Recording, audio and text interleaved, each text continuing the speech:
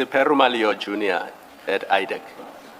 No, he's not. In terms of the structure, he comes after us as deputies. So you are the DDPP assigned to the case, and you know that the Section 27 is missing. You know that the prosecutor assigned to the case, Ms. Tlajwayo, has not seen the Section 27.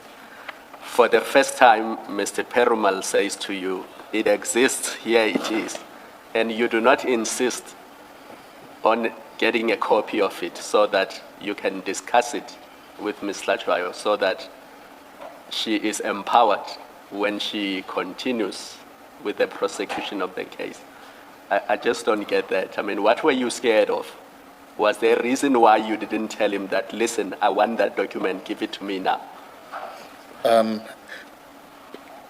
Commissioner Khumalo, I did not think of making a copy because when I read the statement, there was nothing substantial for me. It was just like the other statements I've seen. So I thought at the time, why were they dilly-dallying from giving me this? Because there's nothing really in this.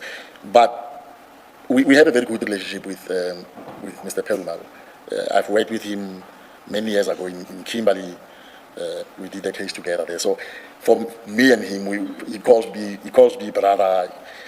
I call him Tony. So I was not scared of him. If I wanted a copy, I would have told him, Tony, please make me a copy of that. You know. And give Advocate Tlajwayo a copy, because we are at discovery stage. The accused are asking for the docket. They are entitled to this document. It should be available. You were formulating draft charge sheets or amended charge sheets, and you were at a stage where you knew that the accused would be asking for discovery. You were at a stage where you are raising a concern with Advocate Tlajwayo. You're saying she's going to have a problem with the Section 27 referral. Why do you not insist that it be made available to her if you know that she must look at it because there are serious issues with it? Yeah. Because, Commissioners, as I said earlier, there was a meeting where the ID called me and the two prosecutors, and I was told to back off from demanding this Section 27. The ID says, I've seen it. Are you not believing my investigators? So I was not going to ask for a copy of that because I got clear instructions. Stay away from this, just do your job and leave the... So you were scared of the ID. That's why you did not insist that it be made available to the prosecutor. If one, I cannot dispute that. I didn't want to upset her. She was clear. I have seen the 27. I'm satisfied that it exists. Leave this matter alone. I hear that you've been asking a lot about it. Leave this thing off. So when Mr. Perumal showed it to me that we were coming from a meeting, and I did not even demand a copy because I knew I don't have to deal with this document. But at least I've seen it. And again, remember, I was no longer part of the case. In fact, by then, this is now in October. I've since been recused in 16 September. So. But I related the message to Joy.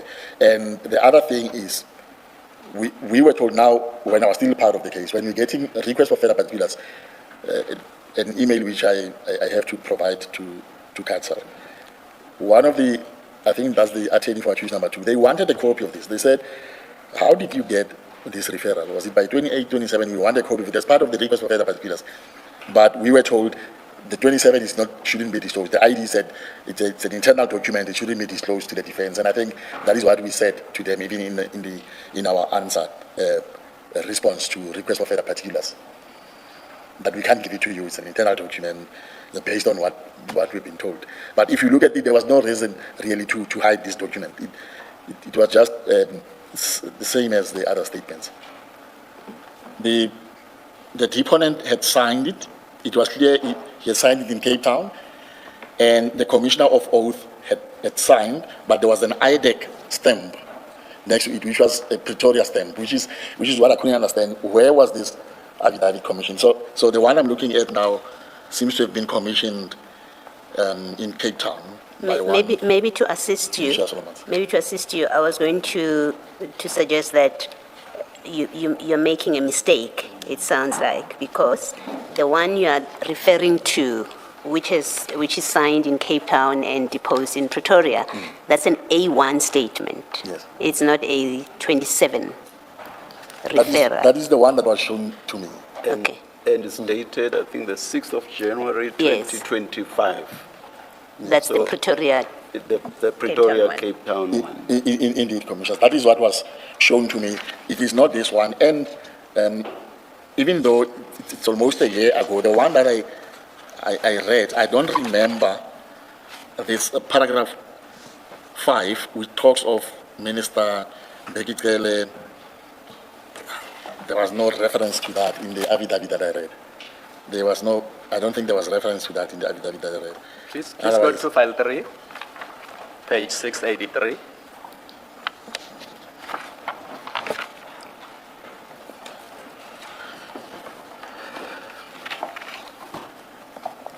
In that case, and whilst you are looking, aren't you mistaken when you say that the affidavit that you saw, which had Cape Town and Pretoria, had Section 27 on it?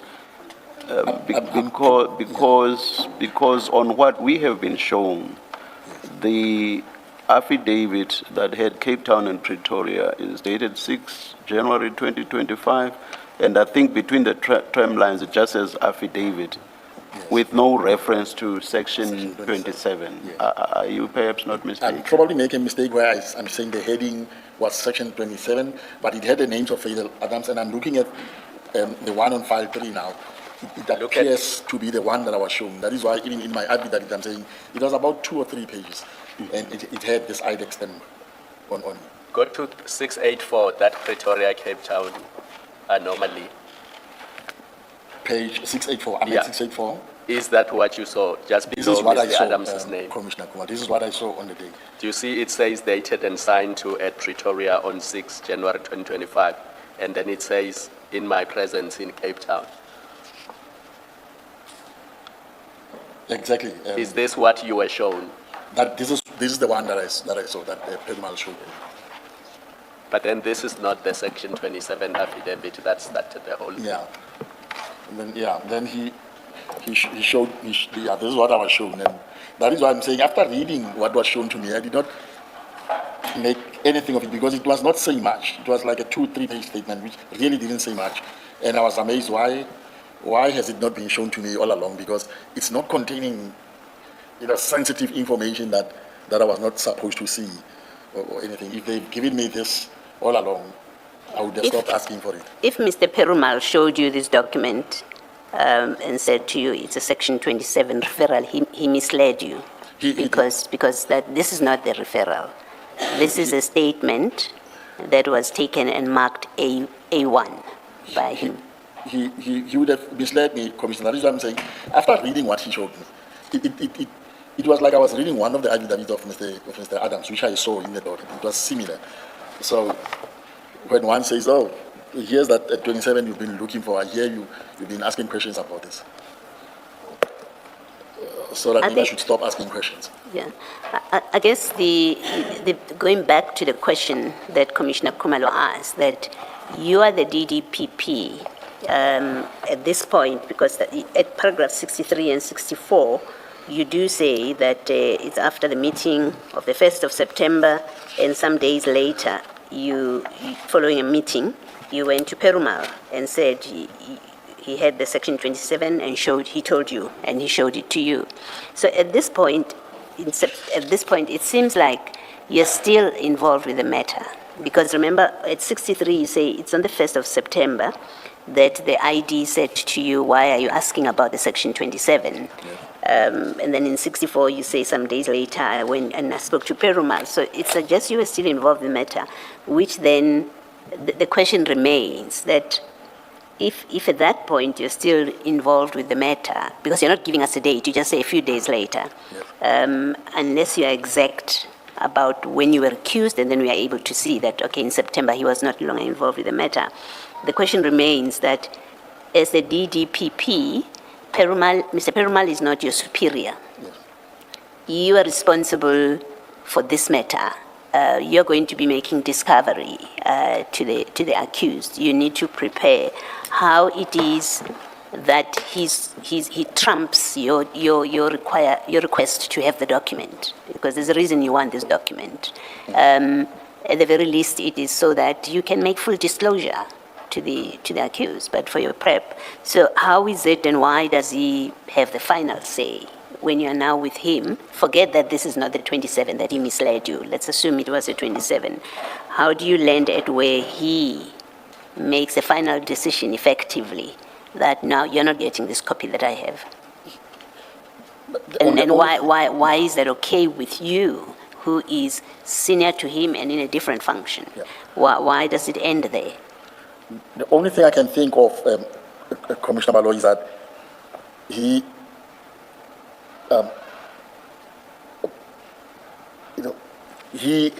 he had the support of the ID. He probably knows that the ID had told me on the first that I must stop asking about questions about this 27 and just continue doing my work. So that is why maybe he's also just showing it to me and not giving me a copy, because he knows that I've been told not to ask questions about it. And because I was following on what the ID would have said to me, that is why I also did not insist on getting a copy. And the other thing the ID said to us, these 27s are not given to the defense. So when we were going to answer requests of further particulars, we were not going to give copies to the defense. The instructions were these are internal documents and they shouldn't be disclosed. But you knew she's wrong. It's not an internal document. It's a Mr. Fadil Adams document. So it comes from outside into the IDAC. It is what gets a docket opened in the first place, because without it, you would not have opened the docket. So I expect that the prosecutors would know that, but she can be right, that it's an internal document. She can be right that it's not to be disclosed. Is that a fair proposition to make? That the prosecutors must know she's wrong?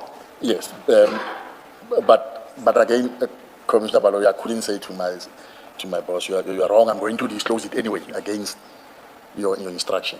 You may, for your reasons that you give, not contradict her, but the fact is, as a matter of process, it means there's no full disclosure. There isn't. To the accused, and that has consequences. It could be any other document.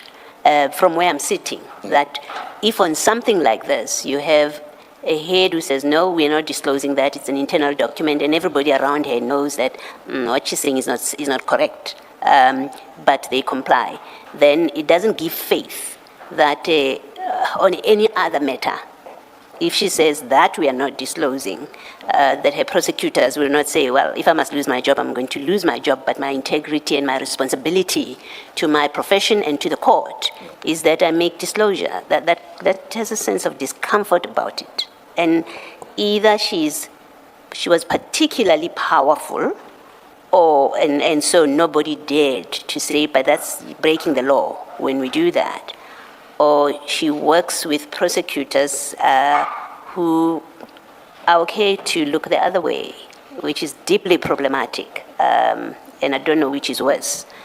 But that's the sense that, that a sense of discomfort. I understand that all of this creates. I understand that, Commissioners. It's difficult to be in a position where I was at the time. I didn't have the guts to say to my boss, you are wrong, I'm going to disclose this, whether you approve it or not. I know there's going to be consequences. Can be disciplined, that can be charged, and so on. Especially that we have signed non-disclosure forms. So it was going to be, you disclose a document which we have told is an internal document, and therefore you're facing up to 15 years imprisonment for this. So it was that. But if you didn't say to me, don't disclose it, it was going to be part of all the disclosures. But we were told categorically clear, it's an internal document, you don't disclose it. And it is on those bases that I wouldn't have gone against it. All right, I've heard your answer, thank you. Another process-related issue. A witness, I think it was Ms. Ramsamy, said that the Section 27 referral affidavit becomes the A1 statement, but that you may supplement it should that become necessary. Is that your understanding as well?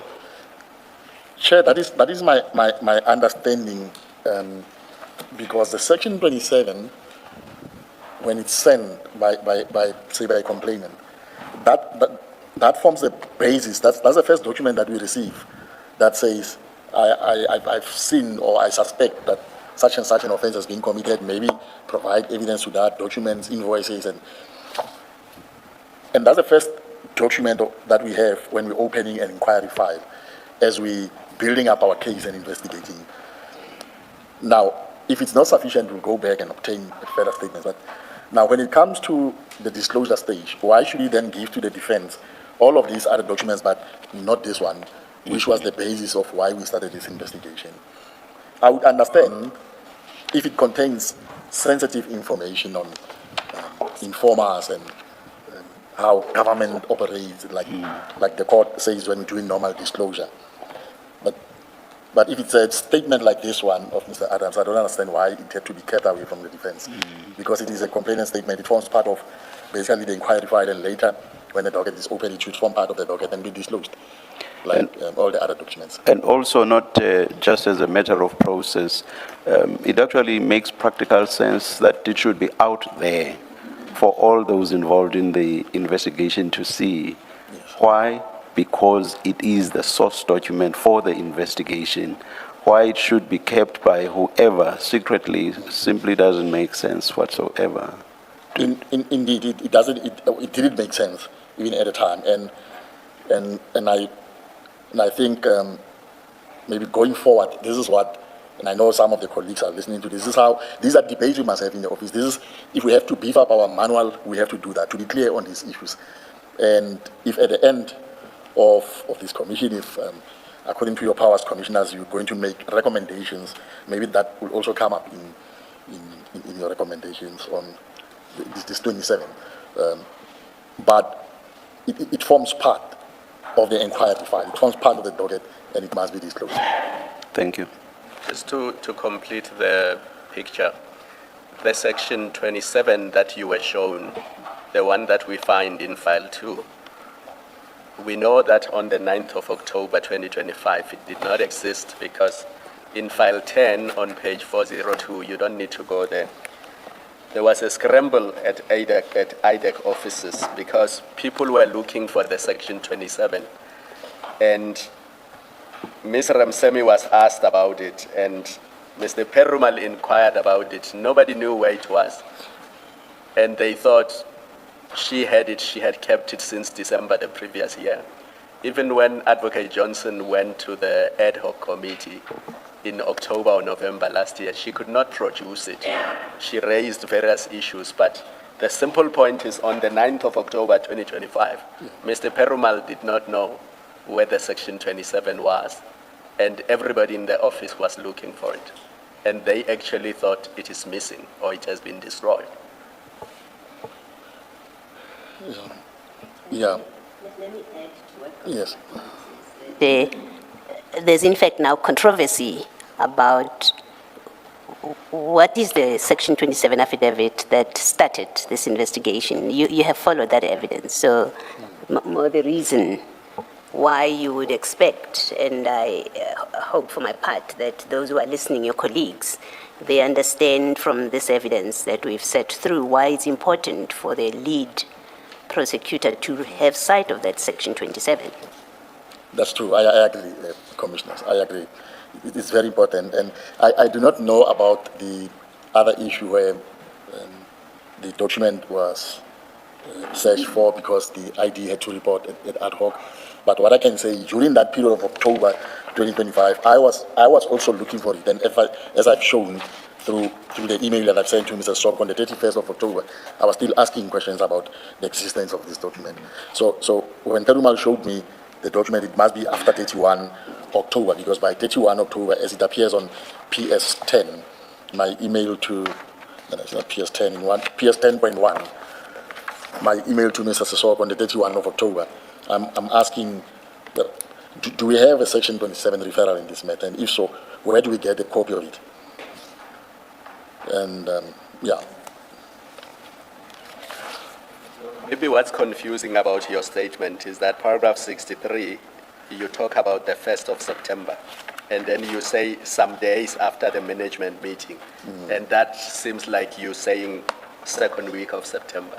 But in Yes. fact, when you go to your annexure 10.1, it's the 31st of October when you are asking if we have the 27 referral. Yeah. So maybe your statement is incorrect where you say some days after the managed meeting, because it looks like it's a month or two after, It's actually about 2 months after. 2 because- months after. Yes. So maybe we should correct your statement, paragraph 64, to say on or about the 31st of October 2025. I'll be glad if that is corrected, Commissioner, so that I don't create a confusion. But obviously, if one looks at the date sequence, it should have been at least on the 31st of October or thereafter. Or no about. Yes, or not about. So it couldn't have been, yes. So if paragraph 64, the first line reflects that, to say, my meeting with Chief Perumal happened on or about 31 October, or at least after 31 October.